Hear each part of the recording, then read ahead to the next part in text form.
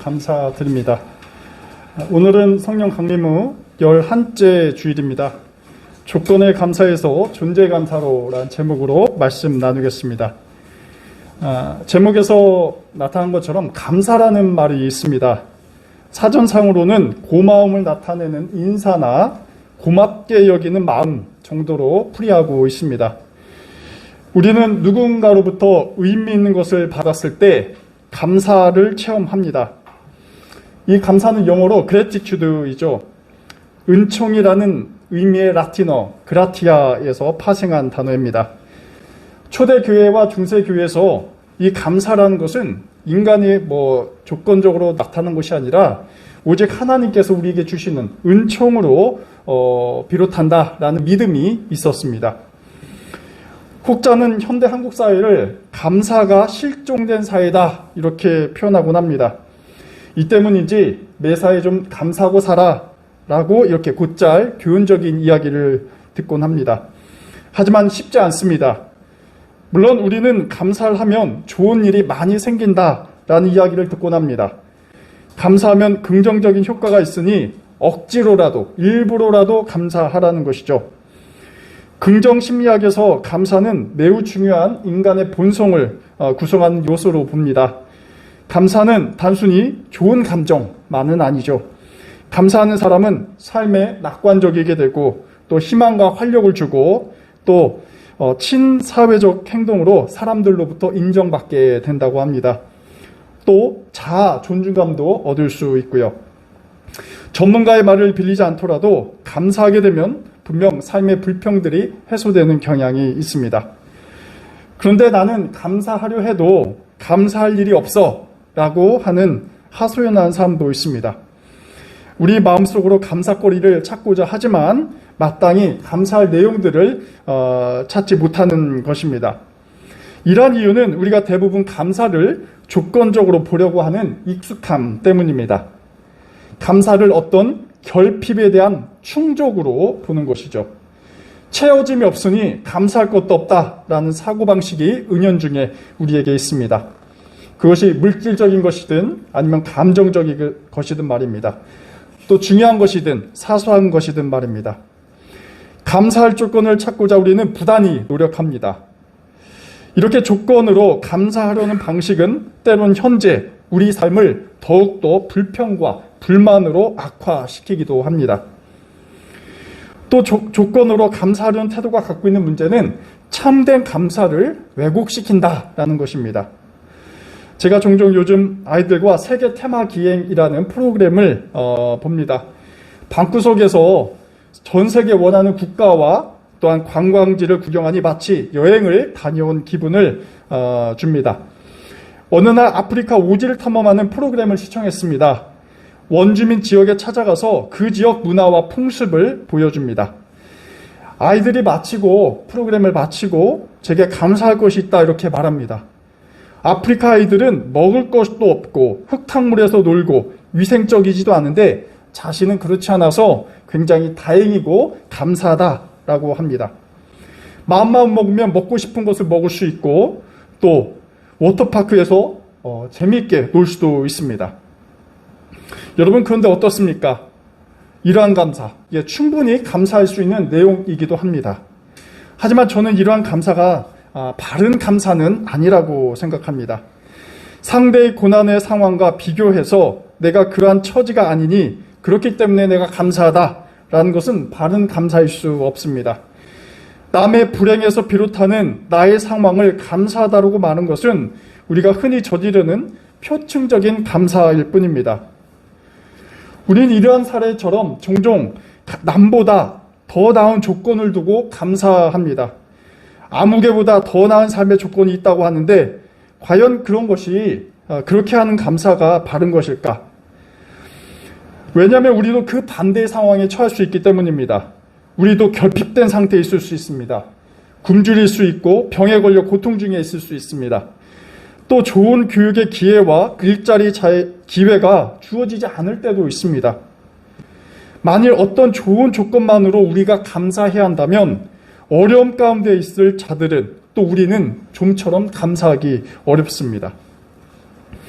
현대사회를 감사실종사회라 이렇게 표현한다면 바로 이러한 충족되지 않은 조건 때문일 것입니다.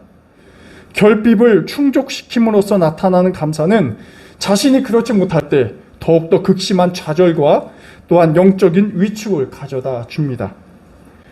그렇기 때문에 우리는 조건을 넘어서 감사를 추구할 필요가 있습니다.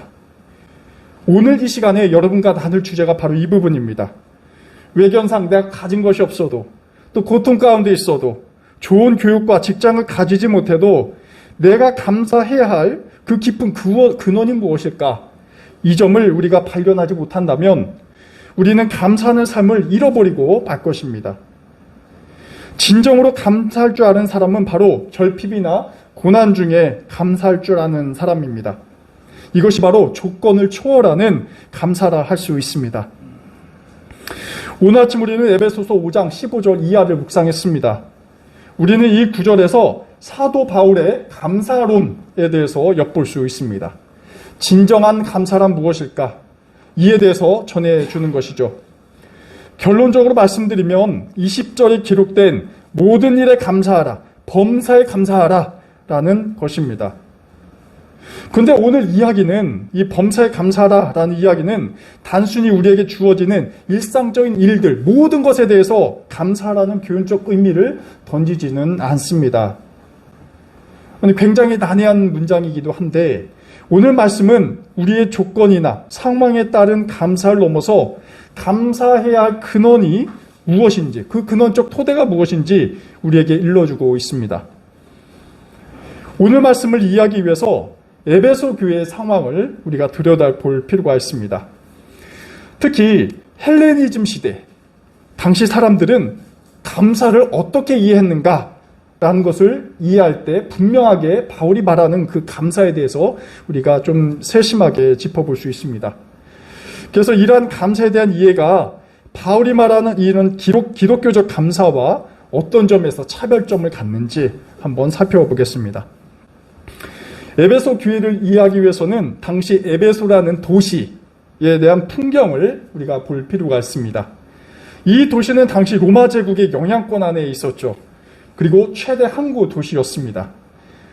에베소는 국제무역 도시이자 무역 항로의 종착지였습니다. 한마디로 자본이 모이는 곳이었습니다. 그렇게 권력도 모였습니다. 그리고 다양한 문화가 교류하는 장을 형성하고 있었습니다. 동시에 우리는 에베소라는 도시가 하나의 종교적 도시였다라는 점도 기억할 필요가 있습니다.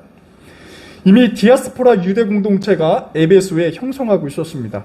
당연히 유대교 해당이 있었다는 뜻이죠. 또 이단 사상으로 간주되는 영지주의도 있었고요. 또 헬라 종교 문화도 강하게 지배하고 있었습니다.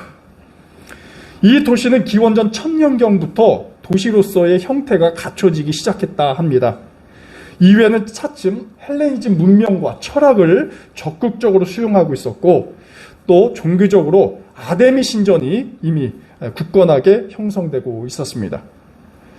아데미 여신은 다산과 풍요를 상징하고 있었기에 자본이 집중하는 에베소에 있는 도시인들에게 있어서 굉장히 적합한 종교고 또 신이었다 볼 수 있습니다. 로마 제국 시대에도 이러한 가장 많이 숭배받던 여신이 바로 이 아데미였습니다.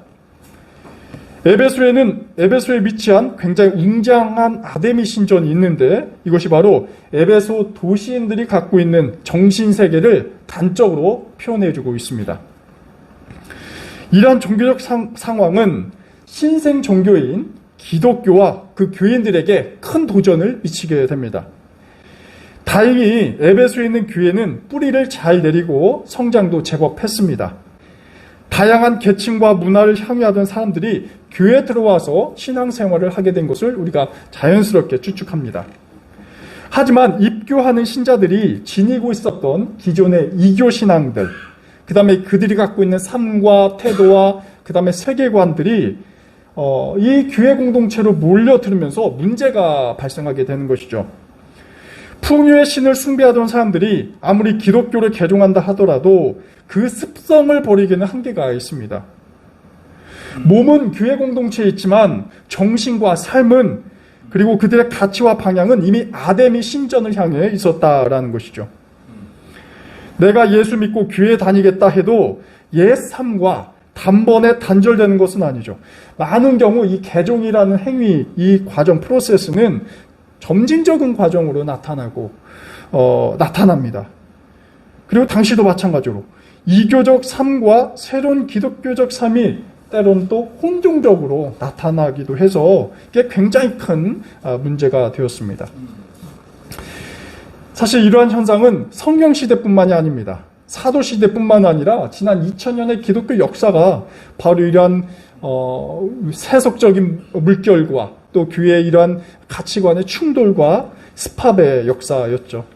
굉장히 고질적인 문제였습니다. 현대교회도 마찬가지입니다. 자본의 신, 만몬, 자본주의와 기독교의 결합으로 신앙이 변질되고 또 교회도 신앙인도 변질되는 것이 그 한 예이고 우리가 쉽게 묵벽할 수 있습니다. 현재 한국교회를 가장 위협하는 문제가 있다면, 강력한 도전이 있다면 그것은 바로 기독교 신앙과 자본의 혼합, 자본주의의 혼합이라고 할 수 있습니다. 에베소 교회 내부에도 이러한 큰 위협이 도사리고 있었던 것입니다. 그리고 이는 종교 자체의 문제이기도 하지만 삶의 문제였다라는 것이 바울이 보는 관점입니다. 이러한 상황 속에서 바울은 에베소 교인들에게 이러한 화두를 던집니다. 어떻게 하면 지혜롭게 살 것인가 라는 문제입니다. 15절에 나와 있습니다. 특히 바울은 이 문제를 답하기 위해서 대조하는 방식으로 풀어냅니다. 그리스도인들과 헬라인들 간에 어떠한 방식으로 살아갈 것인가 집중적으로 파헤치고 있죠. 그 가운데 바울은 지혜롭게 사는 구체적 방법 가운데 하나로 감사의 삶을 꼽습니다. 우리는 바울이 왜 뜬금없이 감사에 대해서 말하는지 유심히 짚어볼 필요가 있습니다. 예전에 제가 말씀드린 것처럼 에베소 교인들은 헬라인과 유대파들이 굉장히 많았습니다. 학자들은 이들의 첫 기독교 개종이 서기 55년경, 기원 후죠. 55년경 정도로 보고 있습니다. 바울은 이 에베소를 썼을 때 당시가 61년경으로 보통 추산하고 있는데, 그러니 어떻습니까? 에베소 교인이 기독교 신앙과 가르침에 대해서 무르익지 않은 상태였습니다. 불과 한 6년 정도밖에 되지 않았으니까요. 중요한 것은 신앙도 문제이지만 삶이 문제였습니다. 특히 말씀드린 도덕적으로 부패한 헬라 문화와 정신이 교회 안에 침투하면서 에베소 교인들의 이 가정과 사회생활에 윤리적인 문제가 발생합니다. 그래서 오늘 말씀 15절에서 바울은 첫마디로 여러분은 어떻게 살아가야 할지를 살피십시오 라고 말합니다. 바울은 제대로 사는 방법에 대해서 이야기하려고 합니다. 그것은 바로 지혜로운 사람답게 사는 것입니다. 여러분, 지혜가 무엇입니까? 성경에서는 이 지혜가 공식화되어 있어요, 거의. 지혜라는 것, 위스덤이라는 것은 어떤 철학적 사고나 어떤 세계관이 아니라 바로 지혜는 하나님입니다. 로고스이죠. 그러니 지혜롭게 살라는 이 바울의 말은 달리 번역하면 하나님을 믿는 사람들답게 살라라는 것입니다. 풍요의 신 아데미를 쫓는 사람과는 뭔가 좀 다르게 살아야 될 거 아니냐라는 것입니다. 그리고 이에 대해서 이를 실천하기 위해서 몇 가지 윤리적인 지침을 줍니다. 술에 취하지 말고 방탕하지 말라는 것입니다.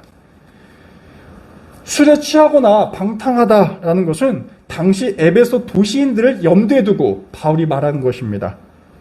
자본과 권력이 모이는 지점에 술 취함과 방탕이 도사되어 있습니다. 풍요의 신을 추종하는 에베소인들이 추구하는 삶이란 과잉된 소유, 그 다음에 탐욕으로 채워져 있습니다. 이들에게 감사라는 것을 찾아볼 수 없던 것이죠. 오직 자신들이 이기적으로 결핍을 채우려는 욕구가 강력했습니다. 하지만 바울은 이러한 삶과 대조적인 삶을 함께 일러줍니다. 그것은 바로 성령의 충만함을 입은 삶입니다. 당시 헬라 세계에서 쾌락을 누리고 또 근심에서 해방되기 위한 취한 방법이 하나 있습니다. 그것은 바로 아데미와 같은 신을 숭배하고 또 그와 같은 신비한 지식을 얻기 위해 술에 취하는 것입니다. 이미 헬라 시대에 술의 신인 디오니소스, 바커스라는 신이 있죠. 이 신을 섬기기 위한 제의가 있었습니다. 그 나름의 예배가 있었다라는 것이에요. 이 제의에서는 현란한 춤, 노래, 음주가 동반됩니다. 이러한 제의가 절정에 이르면 사람들이 방탕하게 변질되는 것이죠. 이러한 배경에 노출된 에베소 교인에게 바울은 술에 취하지 말고 성령에 취하라 라고 표현합니다. 그리고 결론적으로 바울은 이렇게 주문합니다. 모든 일에 언제나 우리 주 예수 그리스도의 이름으로 하나님 아버지께 감사를 드리라. 이 짧은 바울의 말은 감사론의 핵심입니다. 기독교 감사론입니다. 이 부분은 헬라 시대 감사에 대한 통속적인 이해와 구분됩니다. 헬라인이 당시 어떻게 감사를 드렸는지 또 어떠한 이유로 감사를 했는가, 제가 자료를 찾아보니까 좀 희박합니다. 다만 바울의 대조법을 통해서 이런 조건적인 감사를 드린 것은 아닐까 이렇게 추측을 해볼 수 있습니다.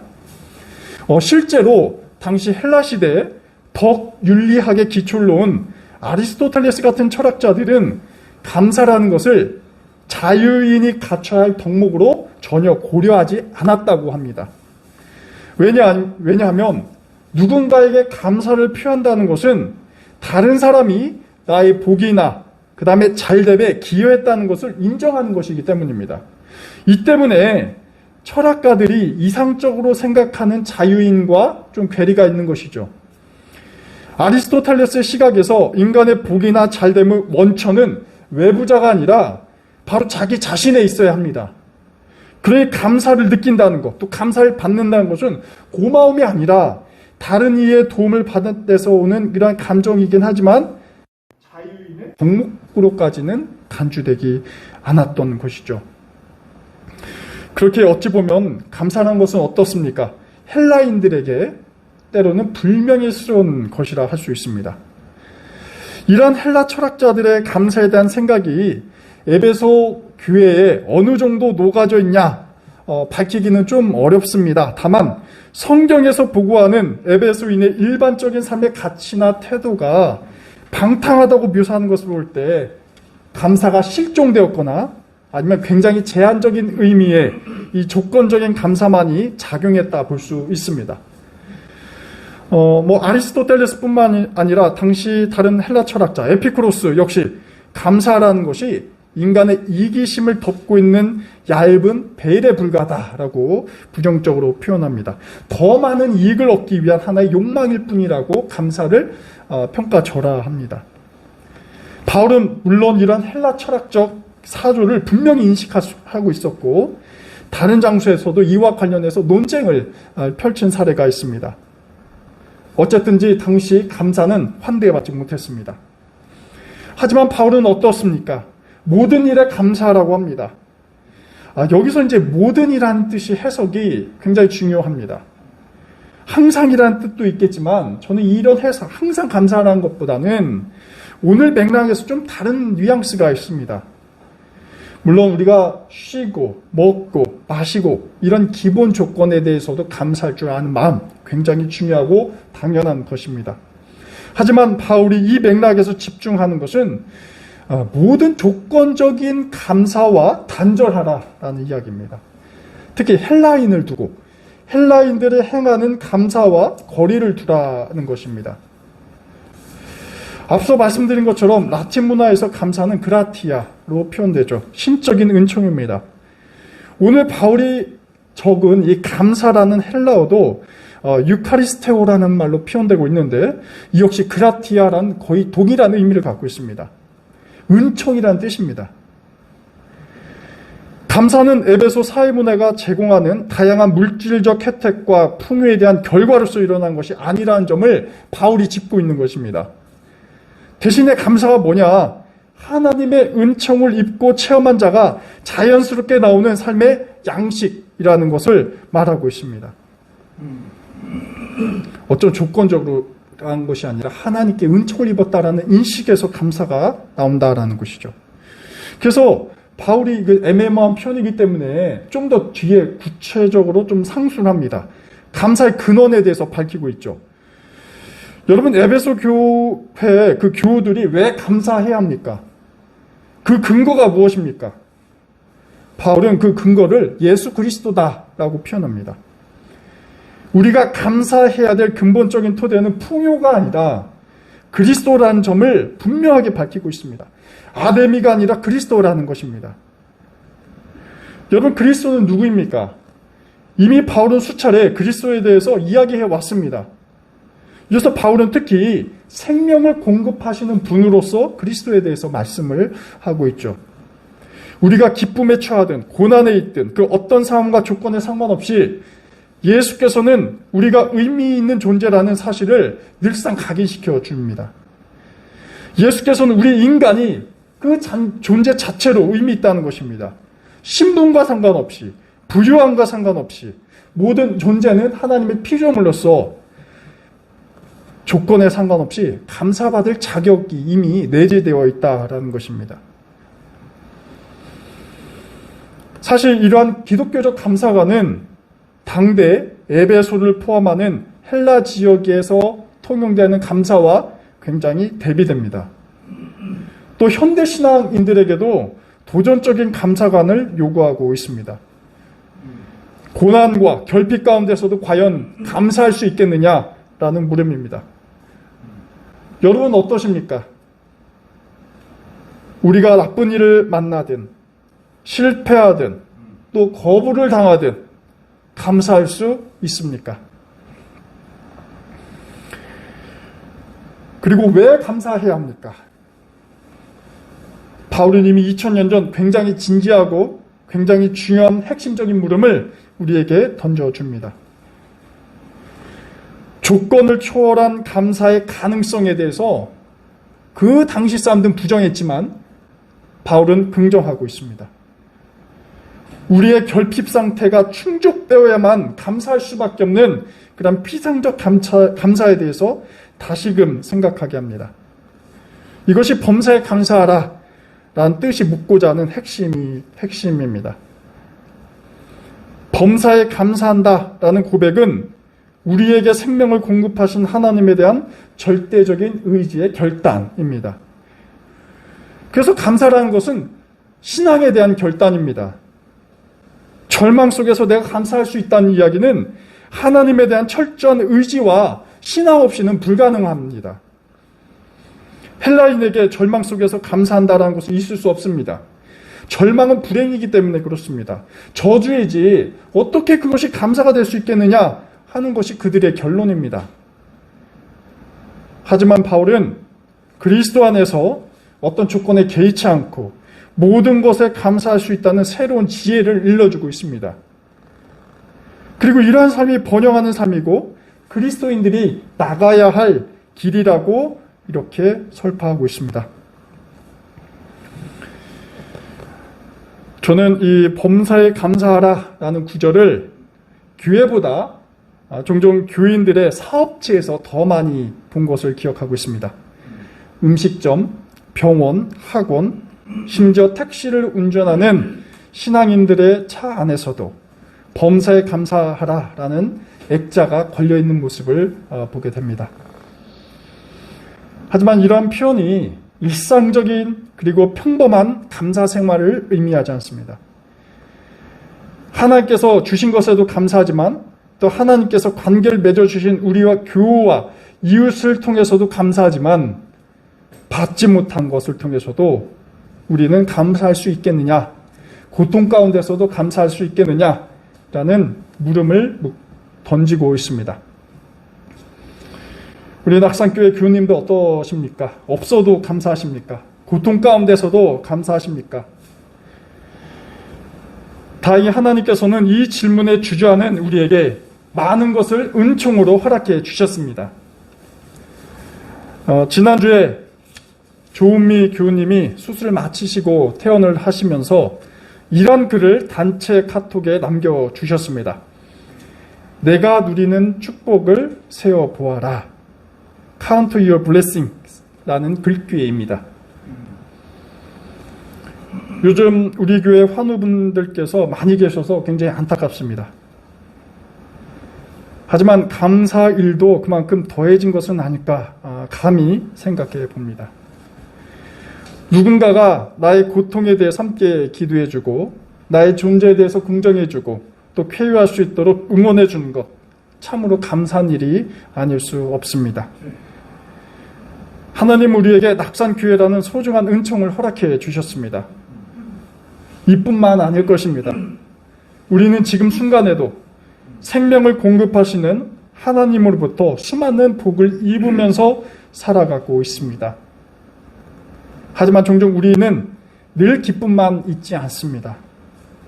바울은 그 상황을 우리에게 직시하라 요청합니다.